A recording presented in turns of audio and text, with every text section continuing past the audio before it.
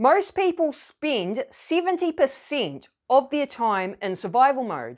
So in this video, I'm going to share with you 15 signs you're in survival mode so you can have an idea of what survival mode looks like. You may be in survival mode, but you may not have the awareness that you're operating in survival.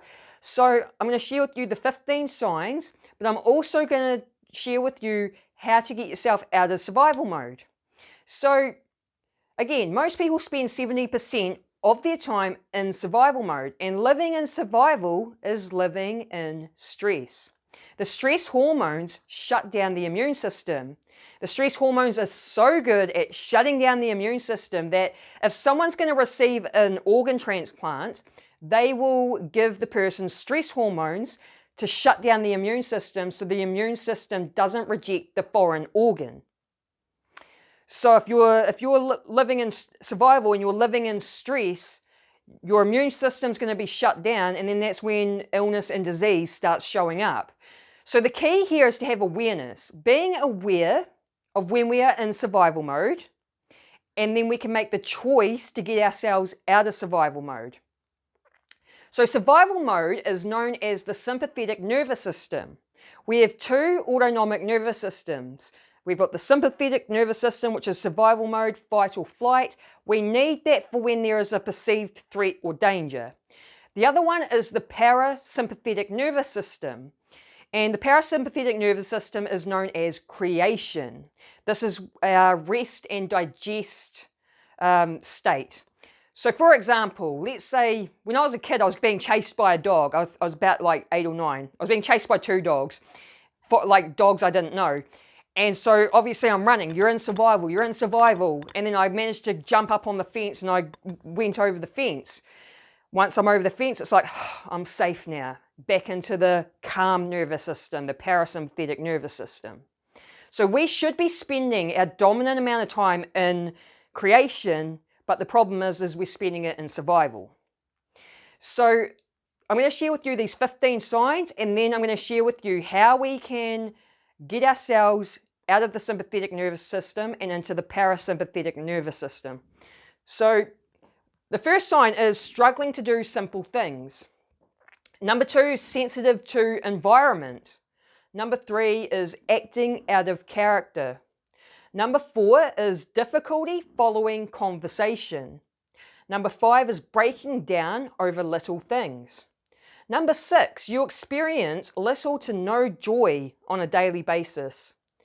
Number 7, you have little to no passion or excitement about anything.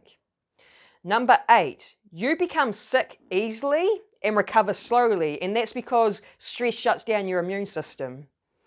Number 9, you experience frequent insomnia. You may have difficulty sleeping or difficulty staying asleep. Number 10, you find it difficult to be still or alone. Number 11, you use sugar and caffeine as energy throughout the day. Number 12, you often feel you don't have what you need on a day-to-day basis. Number 13, you may have anxiety. 14, you're fearful. And 15, you feel overwhelmed. Now, examples of being in survival mode or getting triggered into it can be simple things like how we had the pandemic and then food prices and gas prices go up. And then people start going, oh my God, look at the price of food. Like, boom, you're in survival mode. Oh, look at the price of gas. How am I going to afford gas to get to work? Boom, you're in survival mode. We're constantly being triggered into it. We don't even realize that it's happening. So that's why I say awareness is key. I talk about awareness a lot in my videos because it's always the key to pretty much everything with life. You can't change things you aren't aware of. So now you're aware of what survival mode looks like. You may find this resonates with you. You may relate to it. You're like, oh my God, I have been operating in survival. So now I'm going to share with you what you can do to get yourself out of survival, and it's so simple. The secret weapon is the vagus nerve. So the vagus nerves are the main nerves of the parasympathetic nervous system. So if we want to switch ourselves out of the sympathetic nervous system and into parasympathetic nervous system, all we need to do is stimulate the vagus nerve, which I'm going to teach you how to do that. I'm going to change over my whiteboard. I'm going to put up 10 ways we can stimulate the vagus nerve. So like I said, the vagus nerves are the main nerves of the parasympathetic nervous system. It starts at the bottom of the brain and it comes down, it's connected to your vocal cords and your throat muscles.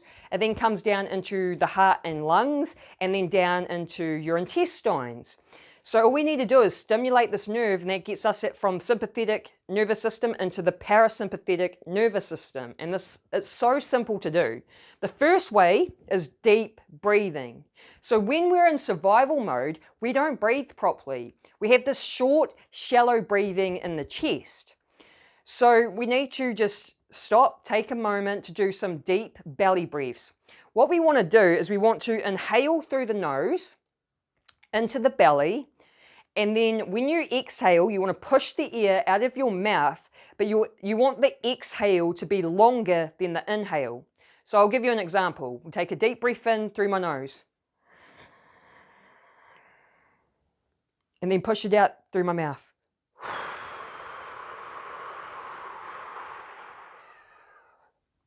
So this is a great way to get yourself into the parasympathetic nervous system, because you can do it anywhere. You know, if you're at work and you're feeling stressed and you're feeling like you're in survival, just stop and start taking some deep belly breaths. The second way is meditation. Meditation helps to calm our nervous system down. And I would highly recommend forming the habit of meditating daily. Form the habit just like brushing your teeth, because it will keep you in a calm state. It'll keep your stress and anxiety away. And if you are pushed for time, even 5 minutes a day of meditation, you get the benefits from it, just from 5 minutes. So you could do it on your lunch break, you could do it when you first wake up, you could do it right before you go to sleep. 5 minutes a day is not much, and there are so many great health benefits, as well as getting yourself out of survival mode. Number 3 is singing and chanting.